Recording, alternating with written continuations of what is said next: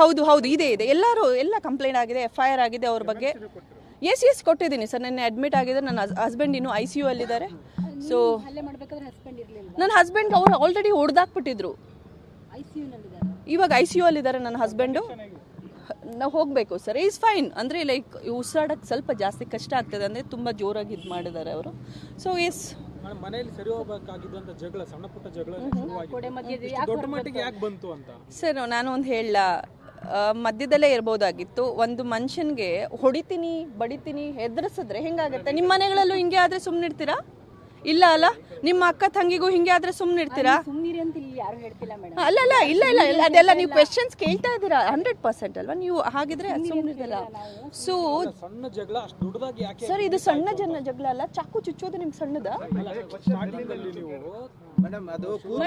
ಅಲ್ಲ ಸರ್. ಬಗೆ ಅಲ್ಲ ಅದು ಸರ್, ನಾನು ನಿಮ್ಗೆ ಏನು ಹೇಳಬೇಕು ಅಷ್ಟು ಹೇಳಕ್ ಇಷ್ಟಪಟ್ಟಿದ್ದೀನಿ. ನೀವು ಇನ್ನೇನೇ ಕ್ವಶನ್ ಇದ್ರು ಇನ್ನು ಮುಂದೆ ಕಾನೂನು ನೋಡ್ಕೊಳುತ್ತೆ. ಅದು ನಮ್ಮ ಮನೆಯಲ್ಲಿ ಒಂದು ಹುಡುಗಿ ಇದ್ದಾಳೆ, ಸುಮಾ ಅಂತ. ಹುಡುಗಿ ನನ್ನ ಮಗಳು ನೋಡ್ಕೊಳಕ್ ಬಂದವಳು. ಸೊ ಏನಾಗಿದೆ ಅಂದರೆ 1 ತಿಂಗಳಿಂದ ಅವಳ ಮೇಲೆ ಕಳ್ತನದ ಆರೋಪ ಮಾಡಿದ್ರು. ಸರ್ ಒಂದು ಹೇಳ್ತೀನಿ, ಒಂದು ಹೆಣ್ಮಗು ನಮ್ಮ ಮನೆಗೆ ಮಗುನ ನೋಡ್ಕೊಳಕ್ಕೆ ಬಂದಾಗ ನಾವು ಆ ಹುಡುಗಿನ ಎಲ್ಲಿಂದನೋ ಬಂದಿರ್ತಾರೆ, ಮಕ್ಕಳು ನೋಡ್ಕೊಳಕ್ಕೆ ಬಂದಿರೋ ಅಪ್ಪ ಅಮ್ಮನ ಬಿಟ್ಟು ಬಂದಿರ್ತಾರೆ. ನಾವು ಆ ಹುಡುಗಿನ ನೋಡ್ಕೊಳ್ಳೋದು ನನ್ನ ಜವಾಬ್ದಾರಿ, ಆಯಿತಾ? ನಮ್ಮ ಮನೆ ತುಂಬ ದೊಡ್ಡದು ಹೇಳಿದೆ ಅಲ್ವಾ? ಸೊ ಲಿವಿಂಗ್ ಏರಿಯಾ ಎಲ್ಲರಿಗೂ ಓಡಾಡೋ ಅಂತ ನಾನಲ್ಲಿ ಒಂದು ಫೋಟೋ ತೊಗೊಂಡು ಒಂದೇ ಒಂದು ಕಾರಣಕ್ಕೆ ಆ ಹುಡುಗಿ ಕಳ್ಳತನದ ಆರೋಪ ನಮ್ಮ ಹುಡುಗಿ ಮೇಲೆ ಹೊರಿಸಿದ್ಲು. ಸೊ ಅದಾದ ನಂತರ ನನಗೆ ಅಲ್ಲಿ ಅವತ್ತು ಆಯಿತು, ಕೆಟ್ಟ ಮಾತು ಆಯಿತು. ನಮ್ಮ ಮಾವ ಇದ್ದರು, ಬಿಡಮ್ಮ ಇದೆಲ್ಲ ಬಿಟ್ಬಿಡು, ಹುಡುಗಿ ಸವಾಸಕ್ಕೆ ಹೋಗಬೇಡ. ನಾನು ಹೋಗಿಲ್ಲ ಸರ್. ನನ್ನ ಮಗಳ ಮೇಲೆ ಯಾವಾಗ ಅವಳು ಕೆನ್ನೆಗೆ ಇದು ಮಾಡಿದ್ಲೋ ಆ ಟೈಮ್ಗೆ 100% ನಾನು ಹೋಗ್ತೀನಿ ಸರ್. ನನ್ನ ಮಗಳು ನನಗೆ ಇಂಪಾರ್ಟೆಂಟು, ಯಾರೂ ಇಂಪಾರ್ಟೆಂಟ್ ಅಲ್ಲ ನನಗೆ. ಅಲ್ಲಿ ನನ್ನ ಮಗಳು ನನಗೆ ಇಂಪಾರ್ಟೆಂಟು.